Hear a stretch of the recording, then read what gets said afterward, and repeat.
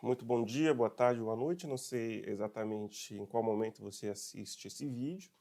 Nós vamos iniciar um curso de Direito Constitucional, abordando os principais temas da matéria, com o objetivo de auxiliar você, tanto que ingressa agora na academia, que ingressa agora na carreira acadêmica, e precisa ter um contato inicial com a matéria, como você também que já tem muito tempo de estrada e já conhece as linhas basilares do direito constitucional. O objetivo do curso é auxiliar tanto quem está iniciando como quem já tem uma bagagem. Caso você já tenha um conhecimento, fico aqui à disposição para que você use as aulas para revisar o conteúdo. E caso você esteja iniciando de fato agora as matérias, estou à disposição para traçar esses passos iniciais contigo. O objetivo do curso é democratizar o ensino do direito constitucional e torná-lo acessível a quem quer que seja, bem como auxiliar a você que está pretendendo fazer um concurso público ou está ingressando agora nos cursos de direito, a ter um conhecimento mais aprofundado sobre a matéria. A nossa aula visa ser bem didática, mas haverá alguns momentos em que o conhecimento será exigido de forma mais verticalizada, mais aprofundada, justamente para aqueles que têm o objetivo de se preparar para fases subjetivas de concursos, como os concursos de carreiras jurídicas, advocacia pública, magistratura, concursos que têm uma exigência maior do conteúdo do direito constitucional. Não iremos abordar todos os conteúdos, mas apenas aqueles principais estarão disponíveis através de módulos. E nessa primeira aula nós vamos começar a partir do módulo 1.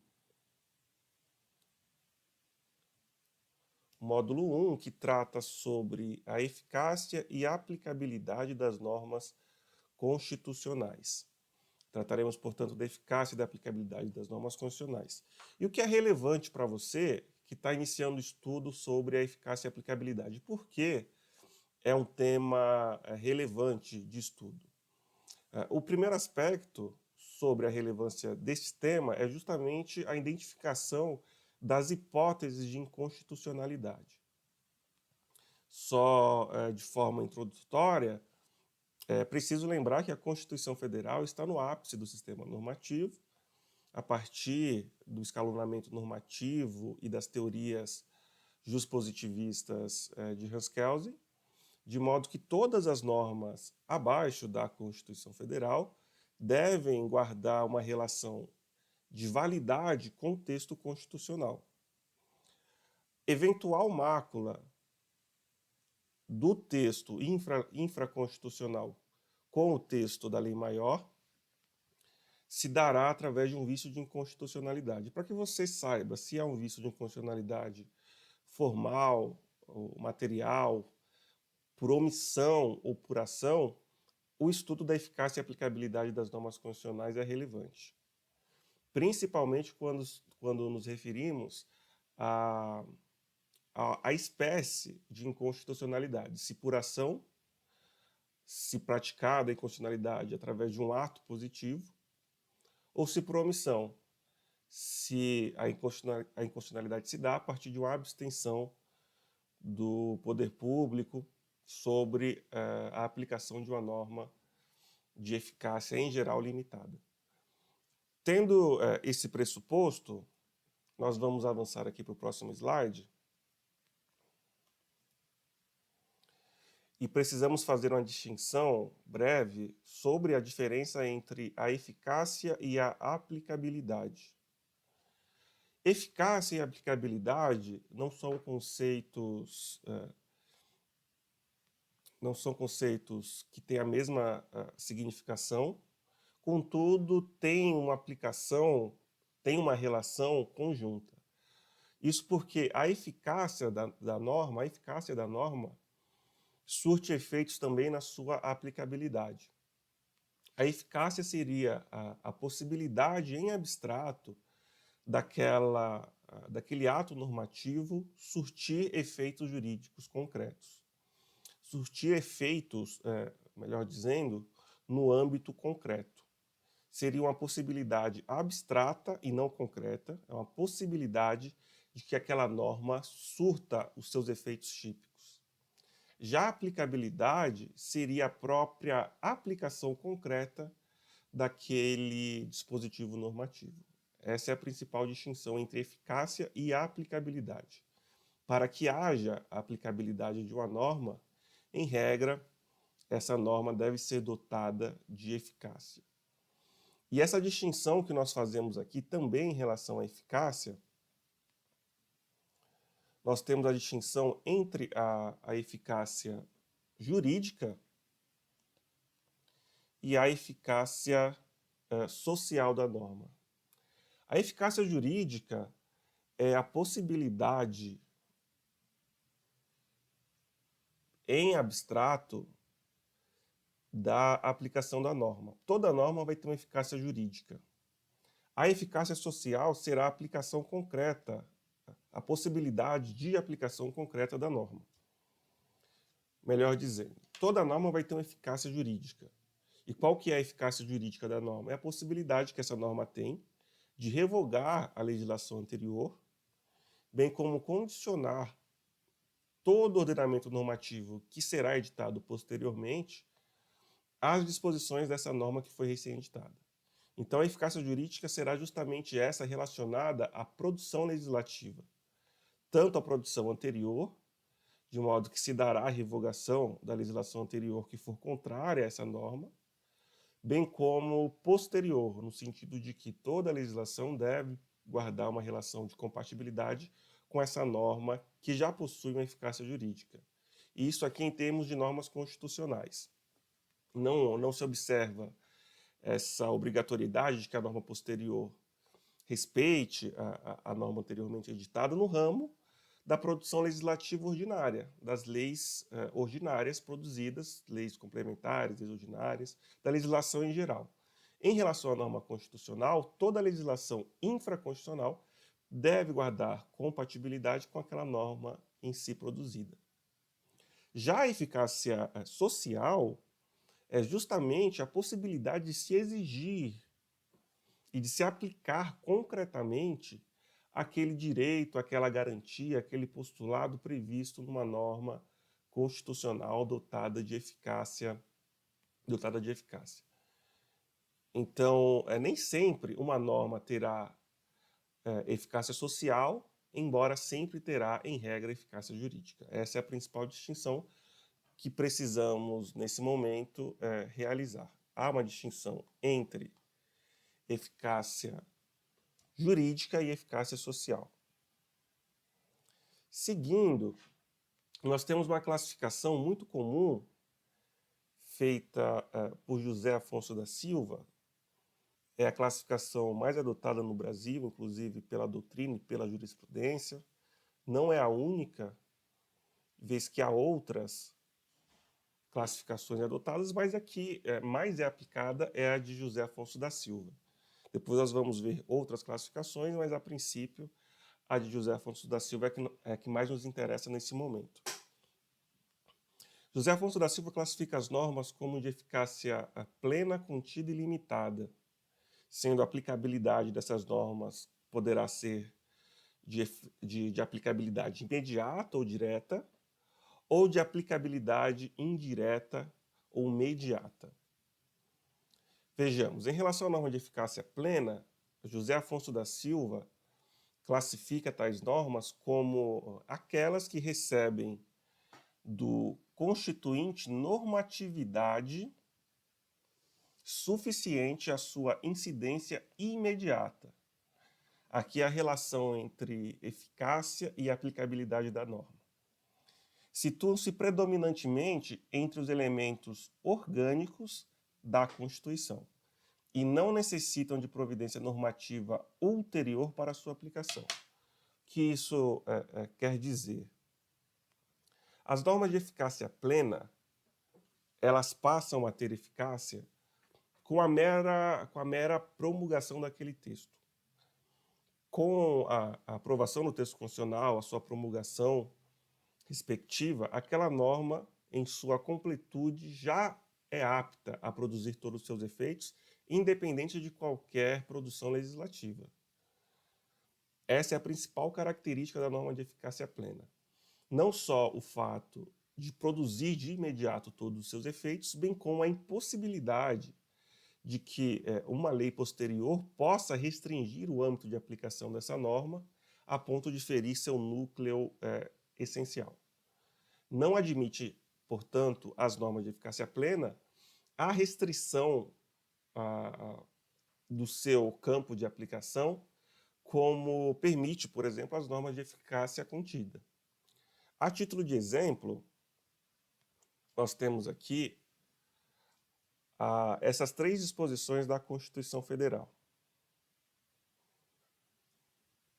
O artigo 2º é uma norma de eficácia plena e diz que são poderes da União independentes e harmônicos entre si, o Legislativo, o Executivo e o Judiciário.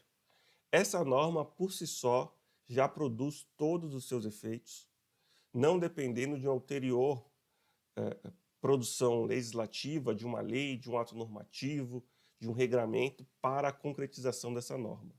A Constituição diz que são os poderes da União, Legislativo, Executivo e Judiciário, e pronto. São esses, de fato, os poderes da União.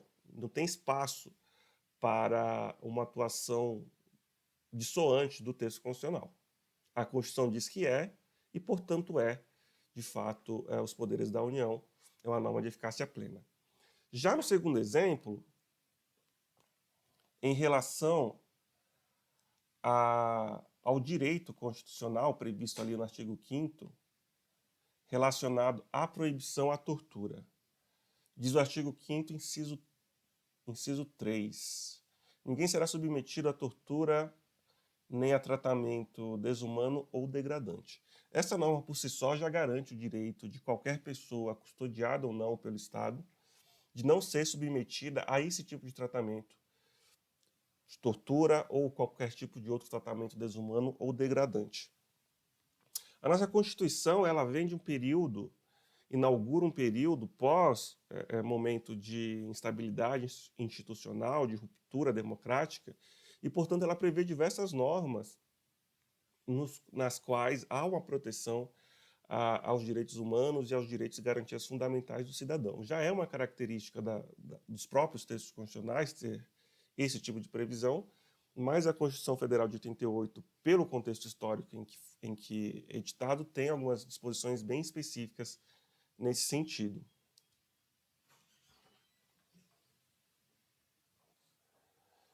Portanto, nós vemos aqui no artigo 5º, inciso 3, uma norma de eficácia plena. A mera previsão já é bastante para a total produção dos efeitos dessa norma no ordenamento jurídico brasileiro. E não poderia nem sequer o Poder Legislativo, ou o Poder Judiciário, ou o Poder Executivo, mas em regra o Poder Legislativo, a quem compete a edição das normas gerais e abstratas, prever uma situação que excepcionasse a aplicação dessa disposição constitucional. Muito se discute no âmbito social sobre a possibilidade de que instituições policiais, instituições de Estado possam utilizar determinados métodos de persuasão, determinados métodos que são considerados até como tortura, a partir de uma visão de proporcionalidade entre os bens jurídicos que são discutidos. É uma visão bem minoritária, não é o que vige no Brasil, mas apenas para ilustrar, a título de exemplo, poderia-se arguir a possibilidade de que a tortura fosse utilizada para conseguir a obtenção de provas sobre, por exemplo, um eventual terrorista que tenha colocado uma bomba em um prédio, a bomba vai explodir daqui a 10 minutos, só ele sabe a localização desse artefato, e a tortura seria um meio supostamente hábil a conseguir a localização desse artefato explosivo. Tem pessoas, alguns autores bem minoritários, que numa conjugação de bens jurídicos entende que haveria a possibilidade de que esse método fosse utilizado para conseguir um bem maior, que seria a libertação das vítimas, evitar a tragédia, enfim. Mas a Constituição Federal estabelece como uma norma de eficácia plena que não admite essa restrição, portanto, não haveria possibilidade de o legislador criar uma norma prevendo essa autorização, justamente porque é uma norma de eficácia plena que não admite que o Poder Legislativo restrinja o âmbito de sua aplicação. A Constituição é clara ao dizer que ninguém será submetido à tortura nem a tratamento desumano ou degradante numa norma de eficácia plena que não admite, portanto, limitações de ordem legislativa. O segundo exemplo que trazemos aqui é a definição dos bens pertencentes à União. No artigo 20 da Constituição Federal, o Constituinte elencou os bens que pertenceriam à União. A mera disposição do texto constitucional nomeando detalhadamente os bens que são da União, que lhes são atribuídos, já traz a possibilidade concreta de exercício desse direito. Não depende de qualquer regulamentação legislativa, bastando a mera previsão constitucional para que esse reconhecimento de bens se dê para a União. Essas são normas de eficácia plena, a partir da classificação de José Afonso da Silva. Sem prejuízo, ainda na classificação de José Afonso da Silva, nós temos as normas de eficácia contida. Tanto a norma de eficácia plena como a norma de eficácia contida possuem aplicabilidade imediata. Ou seja, com a mera produção do dispositivo normativo, essa norma já pode ser aplicada aos casos concretos. As normas de eficácia plena e de eficácia contida, ambas essas normas possuem aplicabilidade imediata. Tá, e o que seria o fator de distinção entre as normas de eficácia plena e as normas de eficácia contida? É justamente a possibilidade de restrição do direito constitucionalmente previsto que as normas de eficácia contida possibilitam. Lembra que eu tinha mencionado que as normas de eficácia limitada, aquele exemplo que trouxemos sobre a tortura, não admitiria um ato legislativo que restringisse o direito? Já nas normas de eficácia contida, isso se manifesta de forma diferente. A norma de eficácia contida, ela atribui um determinado direito, uma prerrogativa ao cidadão e possibilita que o Poder Legislativo, o Poder Executivo, em geral o Poder Legislativo, porque a Constituição, nessas cláusulas, estabelece que a restrição será feita mediante lei, ela possibilita as normas de eficácia contida a restrição da sua aplicação através da exigência de determinados requisitos para o exercício do direito. Trouxemos como exemplo aqui o próprio exame da OAB, visto que a Constituição estabelece que o exercício de qualquer profissão é livre a qualquer cidadão. Contudo, é possível que determinados requisitos de qualificação sejam estabelecidos por lei. Caso não haja essa lei estabelecendo os requisitos de qualificação para determinada atividade, o exercício dessa atividade é pleno.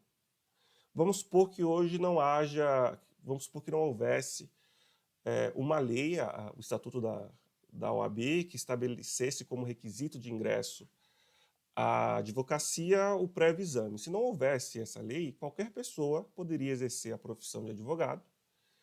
Isso porque o exercício de qualquer profissão, qualquer ofício, é um direito constitucionalmente previsto, e não há uma lei, uma regra que limite esse direito através do estabelecimento de requisitos prévios. No caso do exercício da atividade de advocacia, existe uma lei que restringiu o âmbito de aplicação da norma, que é de eficácia contida, ao estabelecer requisitos prévios para o exercício dessa atividade. Perceba, se não houvesse a norma de eficácia, a lei que restringe, o exercício seria pleno. É essa característica que encontra contato com a aplicabilidade da norma de eficácia plena. Lembra que nós nos referimos que tanto a norma de eficácia plena como de eficácia contida possui aplicabilidade imediata? É justamente nesse caráter. A aplicação daquele direito, ele se dá de forma imediata. mas a lei, posteriormente, pode restringir o âmbito de aplicação através da exigência de determinados requisitos. A mesma coisa se dá em relação ao direito de greve da iniciativa privada, e aqui cabe fazer uma diferenciação em relação ao direito de greve dos servidores públicos, que possui uma característica distinta, e é uma norma de eficácia limitada e não contida em relação aos servidores públicos, mas o direito de greve da iniciativa privada, ele se manifesta em uma norma de eficácia contida. E, em igual sentido, o exercício da atividade econômica, que é livre, a livre iniciativa é justamente fomentada pelo Estado, mas em determinados ramos existe a necessidade de preenchimento de determinados requisitos prévios estabelecidos em lei. Essa restrição, ela só será constitucional se houver uma relação de proporcionalidade entre a limitação realizada pelo legislador e o bem jurídico que se visa proteger com essa limitação. Não seria razoável, aqui no âmbito do exercício das profissões, que a lei exigisse todos os requisitos, ou qualquer requisito, melhor dizendo, para qualquer profissão. Apenas aquelas profissões em que o exercício da atividade profissional tem a possibilidade de causar um dano ao ambiente social, um dano a valores constitucionalmente protegidos, é que se autoriza a restrição através da qualificação prévia que a lei pode exigir. Perceba, na atividade em medicina, a título de exemplo, a atividade do médico pode causar um grande dano à integridade física de alguém, de modo que não é qualquer pessoa que pode ser considerada habilitada para o exercício dessa atividade. Por isso que a lei exige que aqueles que queiram praticar a atividade de medicina tenha a aprovação nos exames respectivos, tenha determinadas qualificações profissionais, que são obtidas através dos cursos de medicina, residência, enfim. Há diversos requisitos para que essa pessoa possa exercer a atividade de medicina. Esses requisitos, que são previstos em lei, são restrições ao âmbito de aplicação da norma de eficácia contida. A mesma coisa em relação à atividade de advocacia, que possui a grande margem de interferência no direito de liberdade do cidadão. Uma atividade de advocacia, principalmente na seara criminal, mal exercida, tem o poder de violar o direito de liberdade do cidadão através de uma má defesa na esfera criminal, por exemplo, ou até na esfera civil, na qual o cidadão teria seus bens perdidos se o profissional não tivesse uma habilitação qualificada para o exercício dessa atividade.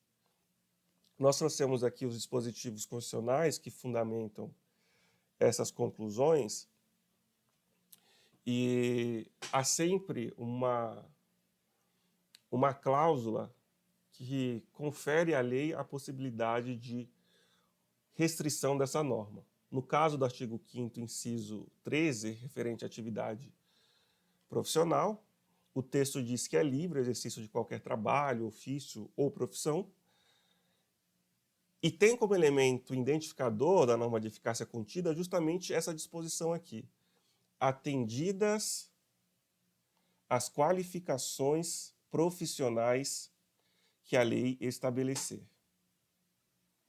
É justamente esse termo previsto na norma que identifica o dispositivo como a norma de eficácia contida. Apenas retornando na questão da proporcionalidade entre a proibição e o direito ao livre exercício de qualquer trabalho, tem um caso muito emblemático no Supremo Tribunal Federal em relação à atividade de músico. A Constituição confere ao Legislativo estabelecer essas restrições, mas essa restrição deve ser proporcional. Em relação à atividade de músico, havia uma previsão na legislação infraconstitucional de que o exercício da atividade de músico dependeria do prévio registro na OMB, na Ordem dos Músicos do Brasil, através de um procedimento, uma prova específica aplicada aos músicos. E só poderia exercer a profissão de músico quem tivesse aquela qualificação. O Supremo entendeu pela inconstitucionalidade dessa previsão, justamente porque não haveria, no exercício da atividade de músico, a possibilidade, a periculosidade no exercício da atividade que pudesse causar um dano a algum direito individual ou coletivo da sociedade. Desse modo, a restrição realizada pelo legislador não se demonstrava como proporcional quando comparado o direito ao livre exercício de qualquer trabalho e a restrição à atividade de músico, vez que não haveria, pelo exercício da atividade de músico, a possibilidade de causar lesão a direito individual ou coletivo. Por isso, essa previsão em relação à atividade de músico foi considerada inconstitucional. Já avançamos para o final desse primeiro bloco. Há também aqui sobre a greve da iniciativa privada, como mencionei.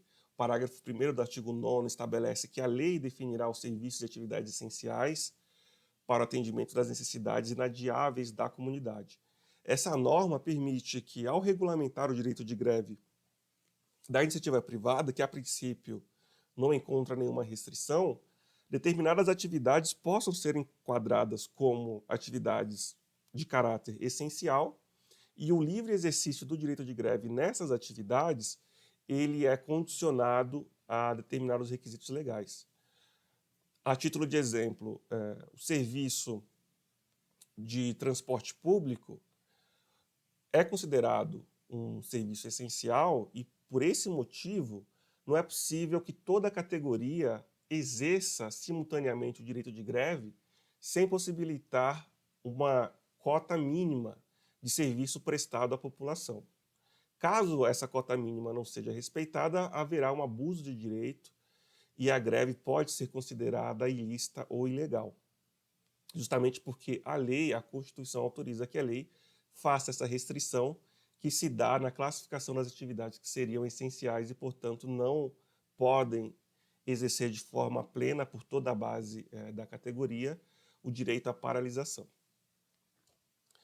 A mesma coisa em relação ao artigo 170, é assegurado a todos o livre exercício de qualquer atividade econômica, independente de autorização dos órgãos públicos, salvo nos casos previstos em lei.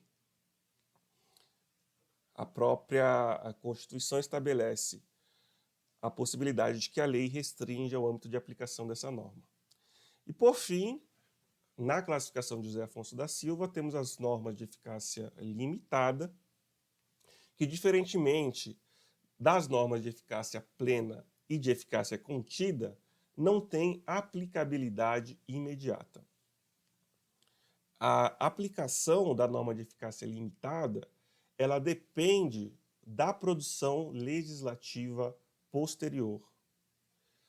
E isso, quando eu me refiro à aplicação, é uma norma que tem aplicação imediata ou indireta, porque depende do legislador para a aplicação efetiva daquele dispositivo. No começo dessa videoaula, nós fizemos a distinção entre eficácia jurídica e eficácia social.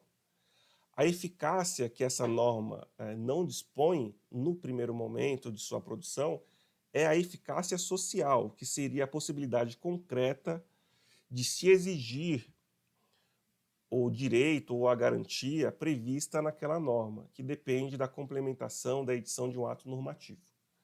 Isso não quer dizer que essa norma não tem eficácia. Como nós dissemos anteriormente, todas as normas possuem eficácia jurídica.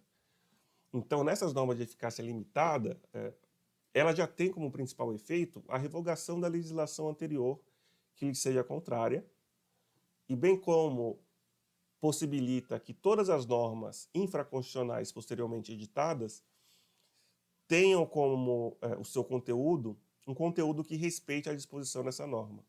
Ela impede que seja editada qualquer lei qualquer ato normativo que seja contrário à disposição daquela norma de eficácia limitada.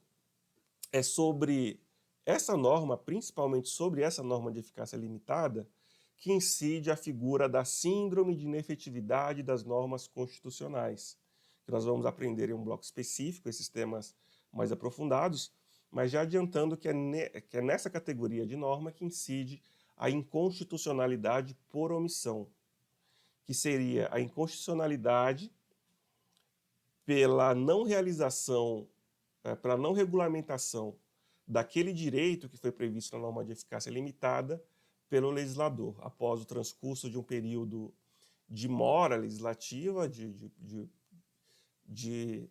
não produção daquele ato normativo, pode-se reclamar para sua aplicação a inconstitucionalidade por omissão, que tem os seus instrumentos específicos que a gente vai tratar na aula respectiva. O que seria a norma de eficácia limitada?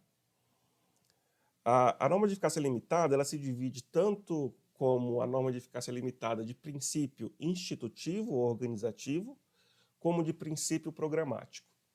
A norma de princípio institutivo ou organizativo, ela diz respeito a comandos que o constituinte dá para que se crie ou se estruture determinado órgão ou instituição. Já as normas de eficácia limitada de caráter programático são aquelas que estabelecem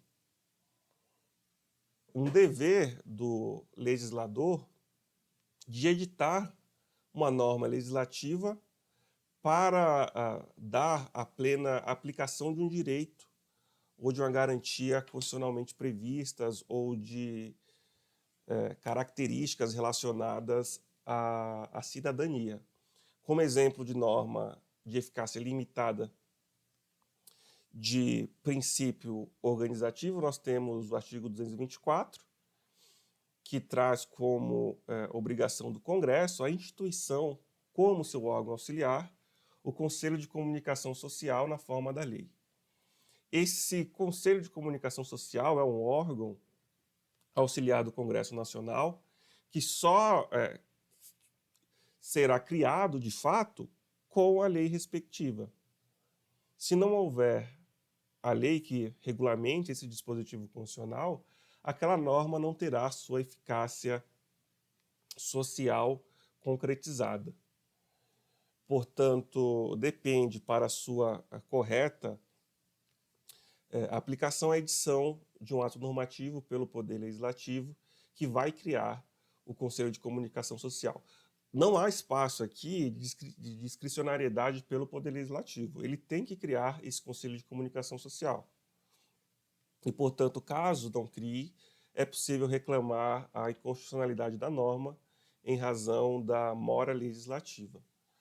Já as normas de caráter programático, elas concedem direitos, garantias, prerrogativas, como o direito à alimentação, é uma norma de caráter programático, de eficácia limitada de caráter programático, que estabelece o direito à alimentação, bem como o direito de greve dos servidores públicos.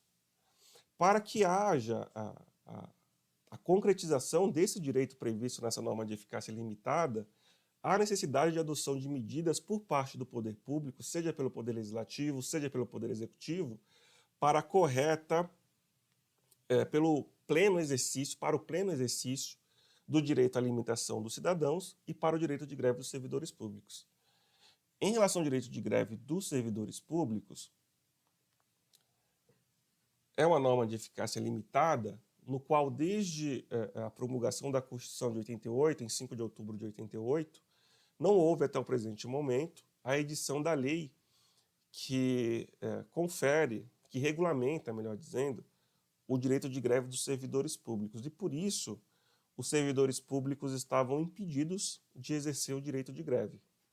Veja aqui a diferença entre a norma de eficácia contida, relacionada ao direito de greve da iniciativa privada, e a norma de eficácia limitada, relacionada ao mesmo direito de greve aqui dos servidores públicos. Houve uma opção do Constituinte de estabelecer o direito de greve da iniciativa privada como norma de eficácia contida, e por isso seu pleno exercício, por ter aplicabilidade imediata, ele já se dá com a promulgação da Constituição, e o direito de greve dos servidores públicos ficou na pendência da regulamentação de uma lei. E, portanto, até que essa lei fosse editada, não é possível o exercício do direito de greve. Veja a diferença entre eficácia contida e eficácia limitada. Ambas, nesse caso hipotético que nós trouxemos aqui, ambas prevêem o mesmo direito, o direito de greve. Contudo, uma será exercido de pleno direito, podendo ser restringido pela lei, e o outro só pode ser exercido quando editada a respectiva lei.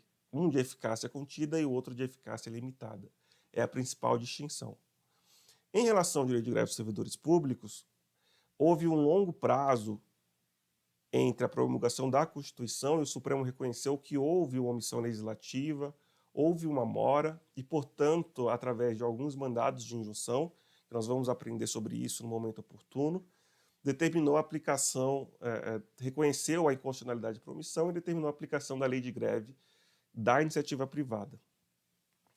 A norma de eficácia limitada é uma norma constitucional e, por ser norma constitucional, tem todos os postulados respectivos relacionados à supremacia da Constituição e deve ser implementada, não é uma letra morta, e por isso, em determinadas normas, há instrumentos para a superação dessa omissão.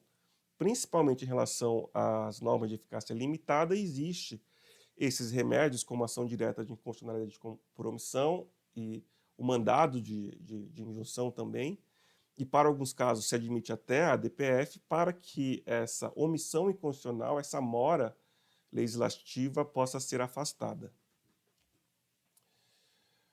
Avançando para o próximo slide, falamos aqui da norma de eficácia limitada, que tem aplicabilidade indireta, imediata, reduzida ou diferida.